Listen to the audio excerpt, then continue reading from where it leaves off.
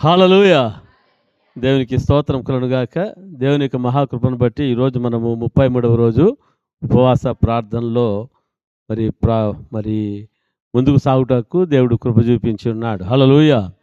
ఈరోజు ఉపవాస ప్రార్థనకు ఆధారంగా మరి 125వ కీర్తన మరి మొట్టమొదటి వచనము, రెండవ వచనాన్ని మనం చూస్తూ ఉన్నాం. ఇక్కడ ఏముందంటే, యెహోవా యందు నమ్మిక ఉంచువారు కదలక నిత్యము నిలుచు సియోను కొండవలెనుందురు.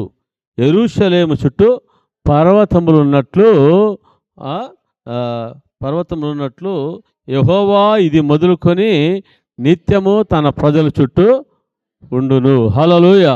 దేవునికి స్తోత్రం కలుగునుగాక. ఇక్కడ చూస్తుంటున్నాం, మరి యెహోవా యందు నమ్మిక ఉంచువారు అనగా విశ్వాసము ఉంచువారు. Praise the lord. హల్లెలూయా! ఈ యొక్క ఉపవాస ప్రార్థనలో మనకేం కావాలంటయ్యా? నమ్మకము కావాలి, విశ్వాసము కావాలి. Praise the lord. ఈ ఉపవాస ప్రార్థనలో మరి మొదటి రోజు వచ్చాను ఉపవాస ప్రార్థనకి, నాకు జవాబు రాలేదే. రెండవ రోజు నేను వచ్చినానే, జవాబు రాలేదే అన్న విధంగా మనము ఉండకూడదు. హల్లెలూయా! దేవునికి స్తోత్రం కలుగునుగాక. కదా, దానియేలు జీవితంలో చూస్తున్నాం, మరి ప్రార్థన చేయడానికి మొదలుపెట్టాడు. ఎంతవరకు ప్రార్థన చేయడానికి మొదలుపెట్టాడంటయ్యా? జవాబు వచ్చేంత వరకు ఉపవాస ప్రార్థన చేస్తూ ఉన్నాడు. హల్లెలూయా! దేవునికి స్తోత్రం. జవాబు వచ్చేంత వరకు కదా. ఎన్నవ రోజు జవాబు వచ్చిందంట దానియేలుకు? ఎప్పుడు వచ్చిందంట జవాబు? మరి ప్రార్థన చేసిన మొదటి రోజే జవాబు వచ్చింది. అయితే ఆ జవాబును పొందుకోవడానికి ఎన్ని రోజులు పట్టిందంటే 21 రోజు పట్టింది. హల్లెలూయా! కదా, మన ప్రార్థనలు ఈరోజు మనం చేసిన ప్రార్థన ఈరోజే దేవుని సన్నిధికి వెళ్ళిపోయి ఉంటుంది. హల్లెలూయా! అక్కడి నుంచి జవాబు రావడానికి ఇట్ విల్ టేక్ టైం. హల్లెలూయా! కదా, దేవదూత చెప్తా ఉంది దానియేలుతో. ఏమని చెప్తుందంటే, అయ్యా, నీవు ప్రారంభించిన మొదటి రోజే దానియేలు, నీవు చేసిన మొదటి రోజే. ఏ దానియేలు? అయ్యా, నీవు చేసిన ప్రార్థన మొదటి రోజు ఏమైపోయిందట? దేవుని సన్నిధికి మరి చేరింది. హల్లెలూయా! అయితే ఆ జవాబును నేను తీసుకుని రావడానికి, నీ దగ్గరికి తీసుకురావడానికి ఎన్ని రోజులు పట్టిందంటే 21 రోజు పట్టింది. ఎందుకు 21 రోజులు పట్టింది అంటే, మరి పారసికపు దూతలు నాకు అడ్డముగా వచ్చాయి. పారసికపు దూతలు, దురాత్మలు జవాబును మరి నీ దగ్గరికి రాకుండా అడ్డు చేయడానికి ఏం చేశాయంట? మరి పారసిక దూతలు అడ్డుపడ్డాయి. అడ్డుపడినప్పుడు మరి ఏం జరిగిందంట? మిఖాయేలు దూత వచ్చి ఆ పారసిక దూతలతో యుద్ధము చేస్తుండగా నేనేం చేశాను?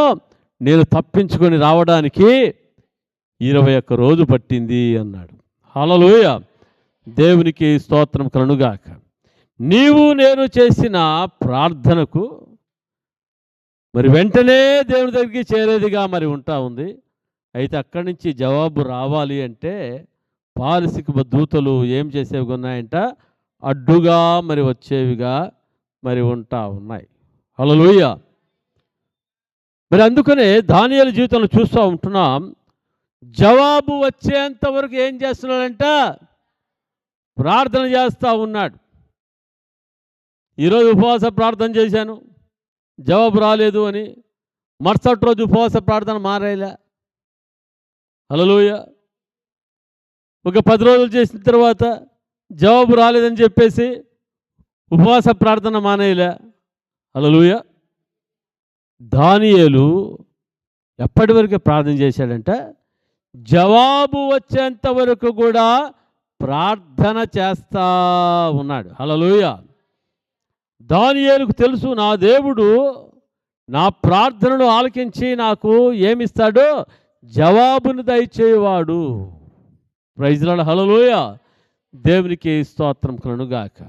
అదేవిధముగా మన జీవితంలో మన ప్రార్థనకు జవాబు వచ్చేంత వరకు కూడా మనం ఏం చేయాలంట? మనము ప్రార్థన చేసేవారుగా మనం ఉండాలి. హల్లెలూయా! దేవునికి స్తోత్రం. కదా. ఎస్తేరు యొక్క జీవితంలో, ఎస్తేరు గ్రంథంలో చూస్తుంటున్నాం, యూదులకు సమస్య వచ్చింది. సమస్య వచ్చినప్పుడు వారు 3 రోజులు ప్రార్థన చేశారు. హల్లెలూయా. వారు ఏం చేశారు? 3 రోజులు వారంతకు వారు, ఎస్తేరు ఏం చెప్పింది? 3 రోజులు అని చెప్పింది. 3 రోజులు వాళ్ళు ఏం చేశారు? ప్రార్థన చేశారు. ఆ 3 రోజులు ప్రార్థన చేసినప్పుడు దేవుడు ఏం చేశాడంట?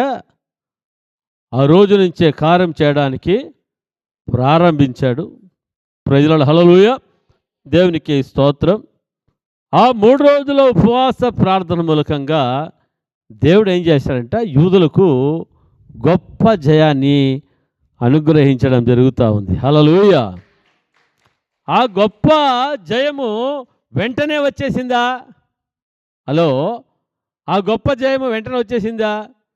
3 రోజులు ప్లాన్ చేస్తేనే 4వ రోజు వచ్చేసిందా? హల్లెలూయా. 4వ రోజు రాలే. దేవుని కార్యము ఆ 3 రోజుల తర్వాత ఏమైపోయిందంటే ప్రారంభమయ్యింది. హల్లెలూయా. ఆ ప్రారంభంలో మొట్టమొదటిగా ఏం జరిగిందంట? రాణి అనే ఎస్తేరు పట్ల రాజుకు దయ కలిగింది. రాణిని ఆహ్వానించడం జరిగింది. హల్లెలూయా. అదే సమయంలో హామాను అనేవాడు మొర్దెకై మీద కుట్ర పన్నినవాడు ఏం చేస్తున్నాడంట? ఇంటి దగ్గర ఉరికొయ్యను చేపించాడు. ఏ 10 మూరల ఉరికొయ్యను చేపించి ఆ యొక్క మొర్దెకైని ఏం చేయాలని, మరి ఉరి తీయాలని చెప్పేసి వాడు ఎంతగానో మరి సంతోషిస్తా మరి ఉంటా ఉన్నాడు. హల్లెలూయా. దేవునికి స్తోత్రం కలుగుగాక. కదా, యూదా ప్రజలందరూ ఏం చేస్తున్నారు? 3 రోజులు ఉపవాస ప్రార్థన కేటాయించారు. కానీ అయితే అందరూ కూడా ఏం చేస్తున్నారంట? ప్రార్థనలోనే మరి ఉన్నారు. వారందరూ కూడా ఏం చేసేవాళ్ళుగా ఉన్నారంట? ప్రార్థన చేసేవారుగా ఉంటున్నారు. వారు ప్రార్థనలో వారు విసిగిపోయిన వాళ్ళుగా వాళ్ళు లేరు. ప్రజల హల్లెలూయా. ఎడతెగకుండా ఏం చేస్తున్నారంట? వారు ప్రార్థన చేస్తున్నారు దేవుని సన్నిధిలో. ఎస్తేరు కూడా ఏం చేస్తుందంటే మరి ప్రార్థన చేసే దేవుని దగ్గరికి వెళ్తూ ఉంది. హల్లెలూయా. దేవునికి స్తోత్రం. ప్రార్థన చేస్తే ఏం చేస్తూ ఉంది? రాజా, నేను ఏర్పాటు చేసే విందుకు మీరు రావాలని మరి ఆహ్వానిస్తూ ఉంది. హల్లెలూయా. ఏమి చేసినా ఏమి చేస్తుందంట? ప్రార్థన చేస్తూ ఉంది. హల్లెలూయా. ఆ ప్రార్థన ఏమి చేసిందంట? గొప్ప కార్యం చేసింది. హల్లెలూయా.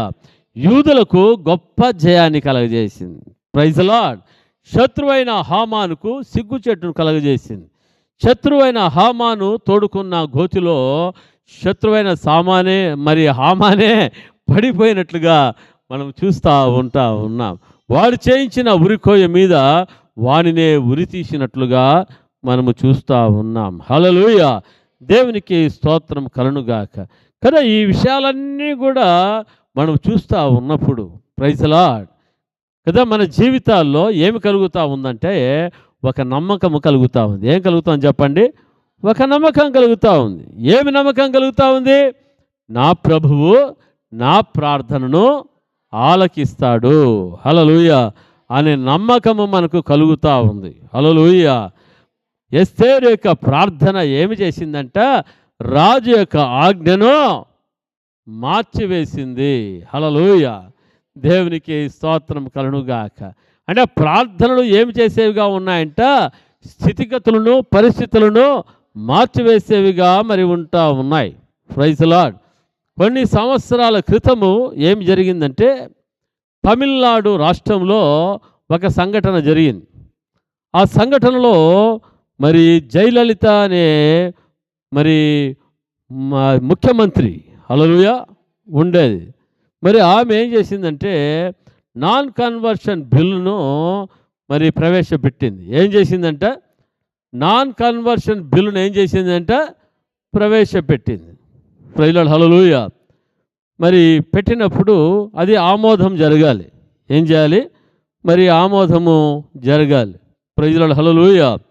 ఆ సమయంలో దైవజనుడు అంటున్న డిజిఎస్ దినకరన్ గారు, గొప్ప దైవజనులు, ఆ అప్లికేషన్ మరి అది ఎప్పుడు మరి శాసనసభలో మరి పెట్టారో తీర్మానానికి ఈయన 72 గంటలు ఏం చేశాడంట, దేవుని సన్నిధిలో ఉపవాసం ఉండి ప్రార్థన చేశాడంట. హల్లెలూయా.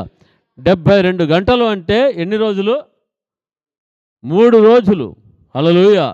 3 రాత్రింపగళ్ళు ఉపవాసం ఉండి ఏం చేశాడు? ప్రార్థన చేశాడు. హల్లెలూయా. ప్రార్థన చేసినప్పుడు ఏం జరిగిందంటే, ఆ యొక్క మరి జయలలిత అనే ఆ యొక్క సీఎం, అప్పుడు తమిళనాడు సీఎంగా ఉంటున్న జయలలితకు ఒక దర్శనం కనిపించింది. దర్శనం కనిపించినప్పుడు మరి దానియేలు గ్రంథంలో మరి ఒక వాక్యం కనిపించింది. హల్లెలూయా. దేవునికి స్తోత్రం కలుగుగాక. ఏ వాక్యం కనిపించిందంటే ఒకసారి మనం చూసుకుందాం.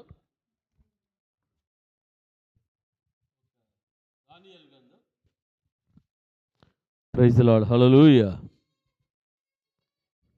ఎన్నో వచనం? Praise the lord. దానియేలు గ్రంథం 5వ అధ్యాయం 24వ వచనం. 5:24 అని ఆమె కనిపించింది. ఏమంట? దానియేలు 5:24. దానియేలు 5:24 అని ఆమెకు కనిపించింది. హల్లెలూయా. కనిపించినప్పుడు ఆమె హృదయంలో ఏమి పుట్టిందంటే కలవరం పుట్టింది. ఏం పుట్టింది? కలవరం పుట్టింది. ఆమె గుర్తించింది, ఇది క్రైస్తవులకు సంబంధించినది. ఇది ఎవరికి సంబంధించినది? క్రైస్తవులకు సంబంధించినది అని చెప్పి డిజెస్ దినకరన్ గారి ఫోన్ నంబర్ తీసుకొని ఆయనకు ఫోన్ చేసింది. అయ్యా, మరి నేను పండుకున్నప్పుడు కలలో నాకు ఈ విధముగా దానియేలు 5:24 అని నాకు కనిపించింది. ఏంటి అది? ఏమి దాని విషయం అని చెప్పేసి అడుగుతా ఉంది. హల్లెలూయా. అప్పుడు డిజిఎస్ దినకరన్ గారు ఏం చేశాడంటే బైబిల్ గ్రంథం తెరిచి దానియేలు 5వ అధ్యాయం 24వ వచనం తెరిచి, కావున ఆయన ఎదుట నుండి ఈ అరచెయ్యి వచ్చి ఈ వ్రాతను వ్రాసిన శాసన మీదనగా మెనే మెనే టేకల్ ఫార్సెస్. ఈ వాక్య భావం ఏమనగా, మినే అనగా దేవుడు నీ ప్రభుత్వ విషయంలో లెక్క చూచి దానిని ముగించెను. టేకేల్ అనగా ఆయన నిన్ను త్రాసులో తూచగా నీవు తక్కువగా కనబడితివి. ఫెరేస్ అనగా నీ రాజ్యము నీ యొద్ద నుండి విభాగింపబడి మాదీకులను పారసీకులను ఇయ్యబడును. హల్లెలూయా అని చెప్పి, దీని యొక్క భావము ఏది అంటే, నీ రాజ్యము నీ యొద్ద నుంచి తీసివేయబడుతుంది అని వ్రాయబడి ఉందని చెప్పాడు. హల్లెలూయా. దేవునికి స్తోత్రం కలుగుగాక. తర్వాత ఎలక్షన్స్ వచ్చాయి. మరి జయలలిత గారికి మరి డిపాజిట్స్ కూడా రాకుండా ఆమె ఓడిపోవడం జరిగింది. హల్లెలూయా. దేవునికి స్తోత్రం. అప్పటి నుంచి ఆమెకు తీర్మానం చేసుకుంది, నేను క్రైస్తవుల జోలికి నేను వెళ్ళకూడదు అని చెప్పి. Praise the lord. హల్లెలూయా. హల్లెలూయా. దేవునికి స్తోత్రం కదా. మన యొక్క భారత ప్రధాని, మాజీ భారత ప్రధాని, మొట్టమొదటి ప్రధాని ఎవరంట? జవహర్లాల్ నెహ్రూ. హల్లెలూయా. ఆయన చెప్పాడు, డోంట్ డిస్టర్బ్ స్లీపింగ్ లయన్స్ అని ఆయన చెప్పాడు. ఎవరి గురించి చెప్పాడంటే క్రైస్తవుల గురించి చెప్పాడు. డోంట్ డిస్టర్బ్ స్లీపింగ్ లయన్స్ అనగా, మరి పండుకొని ఉంటున్న సింహాలను మీరు ఏం చేయకూడదు, మీరు వారిని మేల్కొల్పవద్దండి. హల్లెలూయా. సింహాన్ని మేల్కొల్పితే ఏం జరుగుతుంది? హల్లెలూయా. చీల్చి చెండాడుతుందంట. Praise the lord. హల్లెలూయా. దేవునికి స్తోత్రం కలుగుగాక కదా. డోంట్ డిస్టర్బ్ స్లీపింగ్ లైన్స్ అని చెప్పేసి మరి జవహర్లాల్ నెహ్రూ మరి ఆయన చెప్పడం జరిగింది. Praise the lord. దేవునికి స్తోత్రం. అంటే ఈ యొక్క క్రైస్తవులు వాళ్ళు ఏమి కూడా చేయరు. వారు ఎటువంటి వారంటే వారు ప్రార్థన చేసేవారు. హల్లెలూయా. వారు ప్రార్థన చేస్తే ఏమైపోతుంది? స్థితిగతులు, పరిస్థితులే మారిపోయేవిగా ఉంటున్నాయని చెప్పడం. Praise the lord. హల్లెలూయా. దేవునికి స్తోత్రం. ఎందుకంటే ఆయన యూదా గోత్రపు సింహముగా ఉంటున్నాడు యేసుక్రీస్తు ప్రభువారు. మనం ఎవరై ఉంటున్నామంట? ఆయన పిల్లలుగా ఉంటున్నాం. ఆయన రక్తంలో కడగబడిన వారుగా మనం ఉంటున్నాం. ఆయన నామమున ముద్రించబడిన వారుగా ఉంటున్నాం. మనం ఎవరంట? ఆయన యొక్క పిల్లలు. హల్లెలూయా. ఆయన యొక్క పిల్లలంటే మనం ఎవరంట? ఆయన యూదా గోత్రపు సింహం అయితే మనం ఆయన పిల్లలంటే మనం యా పిల్లలు చెప్పండి? సింహపు పిల్లలు. హల్లెలూయా. దేవునికి స్తోత్రం కలుగునుగాక. సింహము దేనికి కూడా ఏం చేయదు, వెనుకకు చూడదు. హల్లెలూయా. దేవునికి స్తోత్రం కలుగునుగాక. సింహము ప్రాణాలైన పెడుతుంది కానీ వెనుకకు అది చూచేదిగా మరి ఉండదు. హల్లెలూయా. దేవునికి స్తోత్రం కదా. దేవుని ప్రజలైన వాళ్ళు మరి వెనుకకు చూచేవాళ్ళుగా ఉంటున్నారా? వెనుకకు చూచేవారుగా ఉండరు. హల్లెలూయా. సింహం ఏం చేస్తుందంటే మరి ప్రాణం పెట్టడానికైనా సిద్ధమవుతుంది, ప్రాణం తీయడానికైనా సిద్ధమవుతుంది. హల్లెలూయా. అయితే దేవుని ప్రజలుగా ఉంటున్న మనము వెనుకకు చూచేవాళ్ళుగా ఉండము కానీ ప్రభు కొరకు ప్రాణాలైన పెట్టడానికి సిద్ధపరచబడిన దేవుని సింహపు పిల్లలు మనము. హల్లెలూయా కదా. మనం కీడు చేసేవాళ్ళము కాదు, మనం ఏం చేసేవాళ్ళుగా ఉంటున్నామంటే ప్రార్థన చేసేవారుగా మనము ఉన్నాము. Praise lord. హల్లెలూయా. దేవునికి స్తోత్రం కలుగునుగాక. అందుకే మనం చూస్తుంటున్నాం, సింహపు పిల్లలు లేమిగొలవై ఆకలి గొనును, యెహోవాను ఆశ్రయించేవారు, యెహోవాను ఆశ్రయించిన వారికి ఏ మేలు కూడా కోదవై ఉండదు కదా. ఈ యొక్క కీర్తనలు 34వ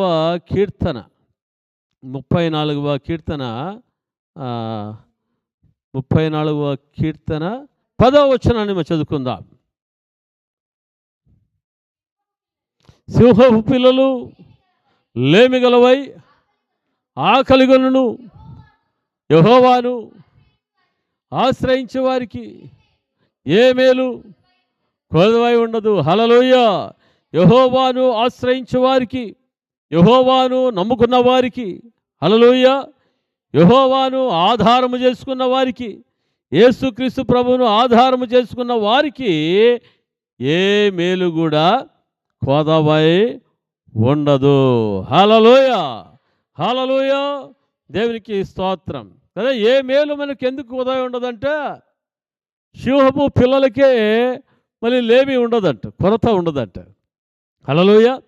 సింహము తన పిల్లలకి ఏం చేస్తుందంటే మరి లేమి లేకుండా చూసుకుంటుందంట, ఏ కొరత లేకుండా చేసుకుంటుందంట. హల్లెలూయా. అయితే యూదా గోత్రపు సింహమైన యేసుక్రీస్తు ప్రభువుగా యొక్క బిడలుగా ఉంటున్న మనల్ని దేవుడు లేమిలో పెట్టేవాడుగా ఉంటా ఉన్నాడా? ఓటమిలో పెట్టేవాడుగా ఉంటా ఉన్నాడా? హల్లెలూయా. ఆయన మనల్ని లేమిలో పెట్టేవాడుగా లేడు, ఆయన మనల్ని కలిమిలో పెట్టేవాడుగా ఉంటా ఉన్నాడు. హల్లెలూయా. Praise the lord.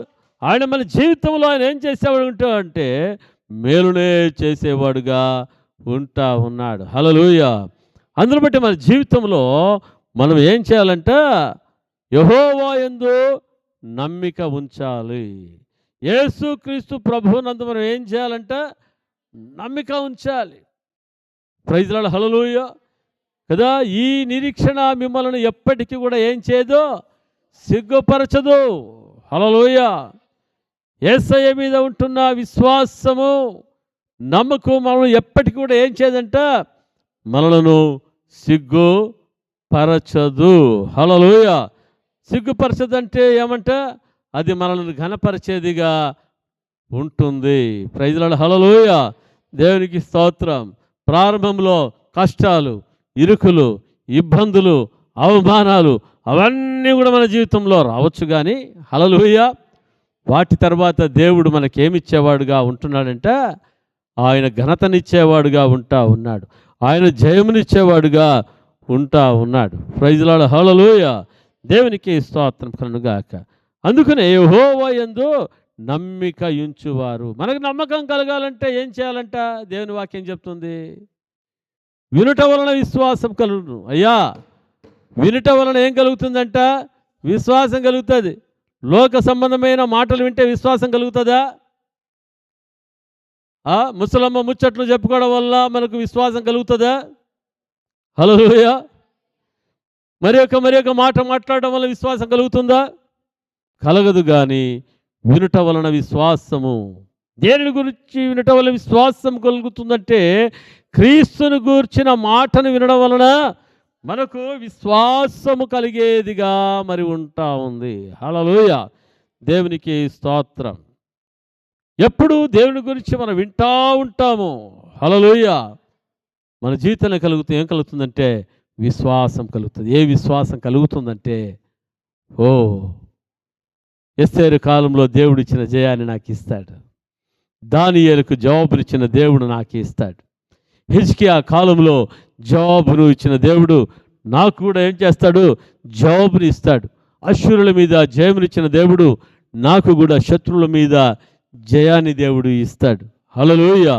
కొరతలో ఉంటున్న ఆ యొక్క ప్రవక్త యొక్క మరి శిష్యులలో ఒక భార్య అప్పులలో ఉన్నప్పుడు ఏ విధంగా దేవుడు ఆ యొక్క అప్పుల నుంచి ఆ బిడ్డను విడిపించాడో, నా దేవుని నేను విశ్వాసం ఉంచినప్పుడు నా దేవుడు ఏం చేస్తాడు?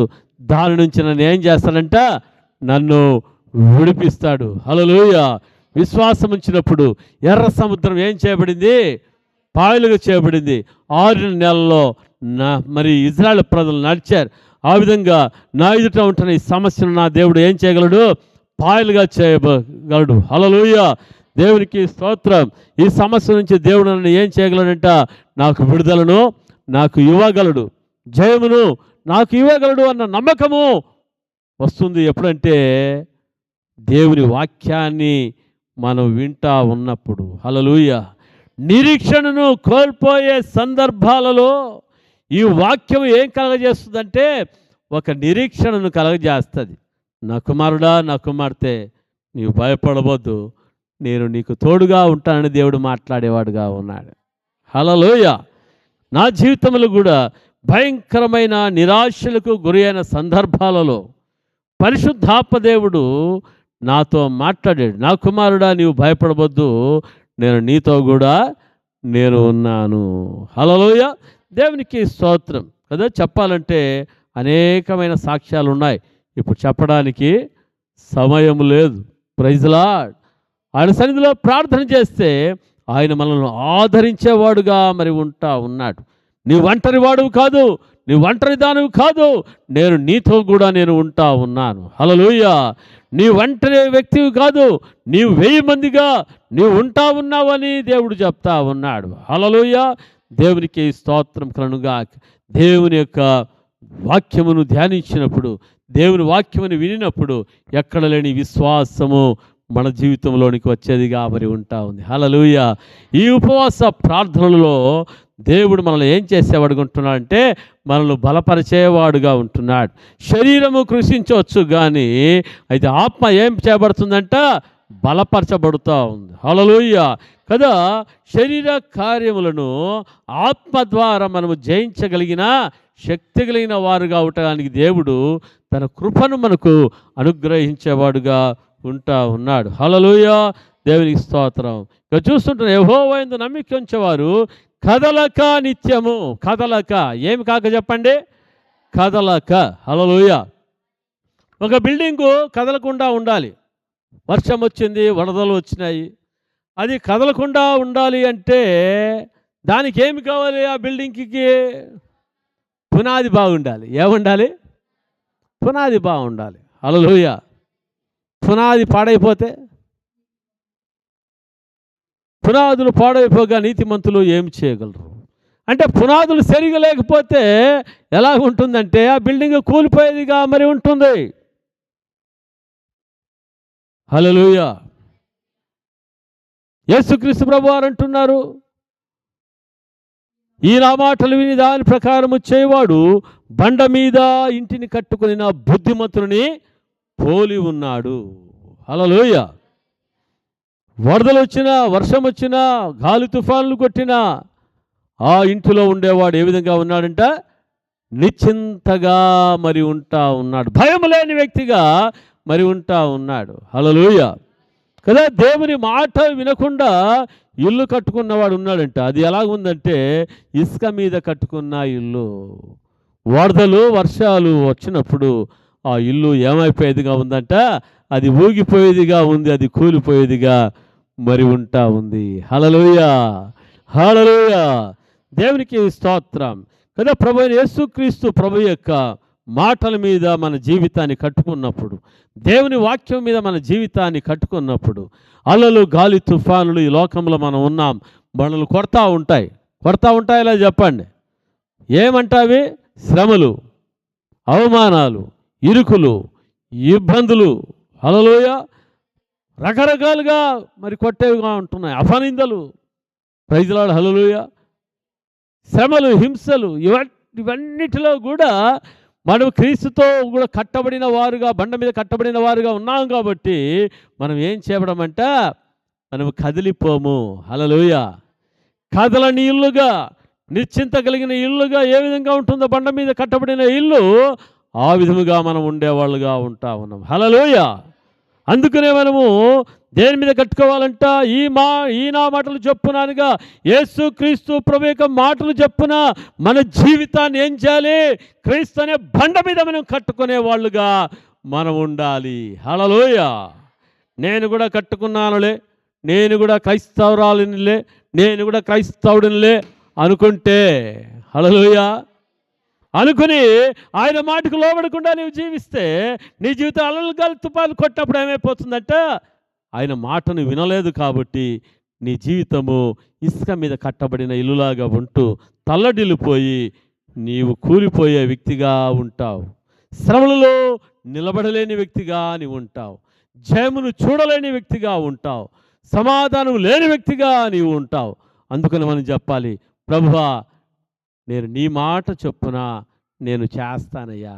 బండ మీద నా ఇల్లు కట్టుకుంటాను, నీ వాక్యం మీద నా ఇల్లును నేను కట్టుకుంటాను ప్రభువా అని చెప్పి ఈ ఉపవాస ప్రార్థనలో మనము తీర్మానం చేసుకుంటే, హల్లెలూయా, ఎన్ని తుఫానులే రాని, హల్లెలూయా, మనకేముండదంట, భయం ఉండదు. శ్రమలే రాని భయం ఉండదు. హల్లెలూయా. ఒక పాట ఉంది కదా, శ్రమలే నాకు ఆస్తి అంట. హల్లెలూయా. శ్రమలే నాకు ఆశ్రయమా. ప్రైజ్ లార్డ్, హల్లెలూయా. దేవునికి స్తోత్రం. చాలా చక్కగా ఉంది పాట. ప్రైజ్ లార్డ్, హల్లెలూయా. దేవునికి శ్రమలలో దేవుడు మనల్ని ఏం చేసేవాడు ఉన్నాడంటే, ఆయన దీవించేవాడుగా మరి ఉంటా ఉన్నాడు. హల్లెలూయా, హల్లెలూయా కదా. దానియేలు జీవితంలో చూస్తూ ఉంటున్నాం. ఆయనకి ఏమొచ్చిందంటే భయంకరమైన మరి శ్రమ వచ్చింది. ఆ శ్రమ ఏమంటే 30 రోజులు ఎవరు కూడా ఏ దేవునికి ప్రార్థన చేయకూడదు, ఏ దేవునికి కూడా పూజలు చేయకూడదు. అలాగ చేస్తే వారిని తీసుకుని పోయి ఎక్కడ వేస్తారని ఆజ్ఞ వచ్చింది, రాజాజ్ఞ. షూహపు గుహలో వేస్తారని ఆజ్ఞ వచ్చింది. హల్లెలూయా. ఆ ఆజ్ఞ వచ్చినప్పుడు దానియేలు కదిలిపోయాడా? హల్లెలూయా. దానియేలు దేవుని యందు విశ్వాసముంచిన వాడుగా ఉంటా ఉన్నాడు. అయ్యా, దానియేలు ఏం చేశాడంట? దానియేలు దేవుని యందు విశ్వాసముంచిన వాడుగా ఉంటున్నాడు కాబట్టి తన ప్రార్థన జీవితాన్ని మానుకోలే. శ్రమలు వస్తే కొంతమంది ఏం చేస్తారంట, ప్రార్థన జీవితాన్ని మానుకునే వాళ్ళుగా ఉంటారు. మందిరానికి వచ్చేది మానుకునే వాళ్ళుగా మరి ఉంటారు. విశ్వాసంలో బలహీనులైపోయే వాళ్ళుగా ఉంటారు. ఎందుకంటే వారి జీవితము బండ మీద కట్టబడలేదు. శ్రమలు వచ్చినప్పుడు వాళ్ళు ఏమైపోయే వాళ్ళుగా ఉంటారంటే, వారు ఊగిపోయేవారుగా, తూగిపోయేవారుగా, పడిపోయే వాళ్ళుగా మరి ఉంటారు. దానియేలు జీవితంలో అటువంటి ప్రతికూల పరిస్థితి వచ్చినప్పుడు కదలిపోలేదు. హల్లెలూయా. ఆయన యథావిధిగా ఏం చేస్తున్నాడంటే, మేడగది మీదకి వెళ్ళి యెరూషలేము వైపు కిటికీలు తెరిచి దేవుని సన్నిధిలో ప్రార్థన చేస్తూ ఉన్నాడు. హల్లెలూయా. దేవునికి స్తోత్రం కలుగుగాక. కదిలిపోలేదు. ప్రైజ్ లార్డ్, హల్లెలూయా. ఆయన నమ్మకం ఎవరంటే యేసయ్యనే. హల్లెలూయా. కదిలిపోలేదు. కదిలించాలని చూశారు జనాలు. Praise lord. జనాలు కుట్రలు పన్నారు. అయితే దానియేలు కదిలిపోలేదు. విశ్వాసం నుంచి తొలగిపోలేదు. విశ్వాసంలో బలహీనుడు కాలేదు. హల్లెలూయా. దేవునికి స్తోత్రం. విశ్వాసములో బలము కలిగిన వాడుగా ఉంటున్నాడు దానియేలు. Praise lord. ఆ సందర్భంలో మనం చూస్తుంటున్నాం, తీసుకుని పోయి సింహము గుహలో వేసినా కూడా ఆయన కదిలిపోలేదు. హల్లెలూయా. సింహాలు కదులుతూ ఉన్నాయి కానీ దానియేలు కదిలాడా? సింహము గుహలో కదిలిపోలేదు. ప్రార్థన చేసుకుంటా ఉన్నాడు. తెల్లవారుజామున రాజు వచ్చి అంటా ఉన్నాడు, ఓ దానియేలు, నీవు సేవించుచున్నా నీ దేవుడు నిన్ను రక్షించాడా? హల్లెలూయా. దానియేలు అంటా ఉన్నాడు సింహపు గుహలో నుంచి, రాజు చిరంజీవి యగునుగాక, నా దేవుడు తన దూతలను పంపించి సింహాలు నాకు ఏ కీడు చేయకుండా నన్ను తప్పించాడు. నేను నా దేవుని దృష్టిలో నేను నిర్దోషినిగా నేను ఉంటా ఉన్నాను. ఓ రాజా, నీ దృష్టిలో కూడా నేను ఏ నేరం లేని వాడను కాదు కదా అన్నప్పుడు రాజు అత్యానంద భరితుడయ్యాడు. రాజు చెప్పాడు, షడ్రక్ మేషక్ దానియేలు దేవుడే దేవుడని చెప్పడం జరిగింది. హల్లెలూయా, హల్లెలూయా. దేవునికి స్తోత్రం కలుగుగాక. దేవుని యందు నమ్మిక ఉంచినప్పుడు హల్లెలూయా, ఎటువంటి శ్రమలకు, ఎటువంటి ఇరుకులకు, ఎటువంటి ఇబ్బందులకు, ఎటువంటి భయాలకు మనకేం కావంట, కదిలిపోయే వాళ్ళుగా ఉండము కానీ ప్రాణాలు పెట్టడానికి కూడా సిద్ధంగా ఉంటాము. హల్లెలూయా. ఈ అంత్యకాల దినములు, అపాయకరమైన దినముల్లో మనకి ఎటువంటి ధైర్యం కావాలంటే, ప్రభువా నీ కొరకు నేను ప్రాణాలైనా నేను పెడతానయ్యా. హల్లెలూయా. దేవునికి స్తోత్రం. కదలని విశ్వాసం ఉండాలి, చెదరని విశ్వాసం ఉండాలి. ప్రభువా ఈ లోకంలో ప్రాణాలు పోతే నీ దగ్గరికి వస్తానయ్యా, నీవు లేకుండా నేను ప్రాణాలు కోల్పోతే భయంకరమైన నరకానికి వెళ్తానయ్యా. హల్లెలూయా. దేవునికి స్తోత్రం కలుగుగాక. ఒక తల్లి పెద్ద కుమారుణ్ణి మిషనరీగా మరి కమ్యూనిస్ట్ దేశాలకు మరి పంపించింది. హల్లెలూయా. పంపించినప్పుడు ఆ కుమారుణ్ణి ఏం చేశారంట, మరి సువార్త ప్రకటిస్తూ ఉన్నప్పుడు చంపేశారు. ఏం చేశారు? చంపేశారు. చంపేసిన తర్వాత మరి ఆ తల్లికి ఆ వర్తమానం అందింది. ఆ శవమును మరి భారతదేశానికి మరి తీసుకుని వచ్చారు. ప్రజల హల్లెలూయా, భూస్థాపన చేయడం జరిగింది. తర్వాత ఆమె తన తీర్మానం చేసుకునింది, నా రెండవ కుమారుని కూడా నేను మిషనరీగా అదే ప్రాంతానికి పంపించాలని. హల్లెలూయా. అందరూ అన్నారంట, నీకేం పిచ్చి పట్టిందా? నీ పెద్ద కుమారుని నీవు కోల్పోయావు, ఇంకా ఉంటున్న వాణ్ణి కూడా నీవేం చేయాలనుకుంటున్నావు? పంపించి వాణ్ణి కూడా చంపాలని చెప్పేసి అనుకున్నావా అంటే ఆమె చెప్పిందంట, సైనికుడు ఇతరుల దేశాల నిమిత్తం పోరాడి ప్రాణాలు ఇస్తే వారిని ఏమంటారంట? యుద్ధ వీరుడు. హల్లెలూయా. వీర జవానా ఏమంటారు దాన్ని? హల్లెలూయా కదా. వారి యొక్క పేర్లు ఎక్కడ రాయబడతాయంట? మరి ఒక లిస్టులో రాయబడుతుంది, దేశభక్తుడుగా మరి రాయబడుతుంది. హల్లెలూయా. మరి దేశం కోసం ప్రాణం పెట్టిన వాడుగా రాయబడుతుంది. Praise lord. హల్లెలూయా. అయితే ఇప్పుడు నా కుమారుని యొక్క పేరు ఎక్కడ రాయబడిందంటే హతసాక్షుల లిస్టులో నా యొక్క కుమారుని పేరు రాయబడి ఉంది. హల్లెలూయా. దానికి నా ధన్యత మరొకటి ఏమి లేదు. దేశాన్ని రక్షించుకోవడానికి సైనికులుగా మనం పంపిస్తూ ఉన్నాం. అలాగే సాతాను రాజ్యము నుంచి, నరకం నుంచి విడిపించబడ్డానికి మన పిల్లల్ని ఏం చేయాలంట? సైనికులుగా, దేవుని సైనికులుగా మనం పంపించాలి. అక్కడ సస్తారా? దేవునికి మహిమ. హల్లెలూయా. దేవునికి స్తోత్రం కలుగుగాక. మన జీవితాలు, ఇక అంతకాల జీవితంలో ఏముండాలంటే మనుషులు పెట్టే భయాలకు కాదు మనం భయపడిపోవాల్సింది. హల్లెలూయా.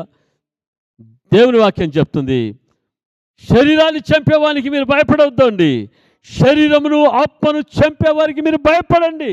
హల్లెలూయా. దేవునికి స్తోత్రం కదా. శరీరం చంపొచ్చు కానీ ఆత్మను ఎవరు చెప్పలేరు. Praise lord. హల్లెలూయా. దేవుని శరీరమును ఆత్మను చంపేవారు ఎవరంట? దేవుడే. Praise lord. హల్లెలూయా. మనం ఆ దేవునికే మనం భయపడాలి. Praise lord. హల్లెలూయా. శరీరాన్ని చంపేవారికి భయపడి మనం నరకానికి వెళ్ళడం కాదు, శరీరాన్ని ఆత్మను చంపేవానికి భయపడి మరి ఆయనను ప్రేమించి ఆయన కొరకు మన ప్రాణాలు ఇస్తే మన నిత్య జీవానికి మనం వెళ్ళేవాళ్ళుగా మనం ఉంటా ఉన్నాము. హల్లెలూయా.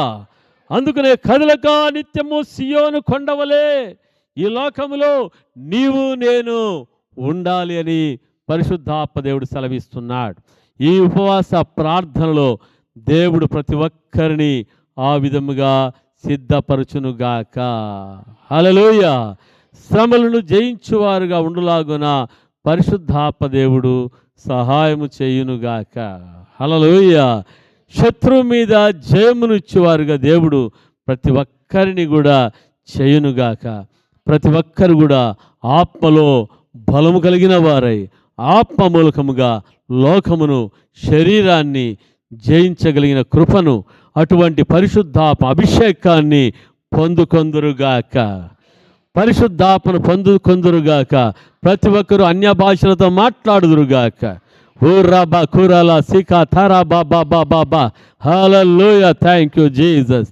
హల్లెలూయా లార్డ్. కదా పరిశుద్ధాత్మతో అభిషేకం పొందారని దానికి కారణం ఏమంటే మరి సూచన ఏమంటే అన్య భాషలతో మాట్లాడడం. హల్లెలూయా. దేవునికి స్తోత్రం కలుగుగాక. ఈ ఉపవాస దినాలలో ప్రతి ఒక్కరు కూడా ఏం చేయబడాలంట? పరిశుద్ధాత్మతో అభిషేకం, పరిశుద్ధాత్మ నింపుదల ప్రతి ఒక్కరికి కావాలి. బాప్తిసం తీసుకున్న వాళ్ళందరూ కూడా పరిశుద్ధాత్మను పొందుకున్నారు. అయితే మన జీవితంలో ఏం పొందుకున్న వాళ్ళగా ఉండాలంట? పరిశుద్ధాత్మ నింపుదల. పరిశుద్ధాత్మ నింపుదలకు సూచన ఏమంట? అన్య భాషలు. అపొస్తలుల కార్యములు 2వ అధ్యాయం 1-4 వరకు చూస్తూ ఉంటున్నాం.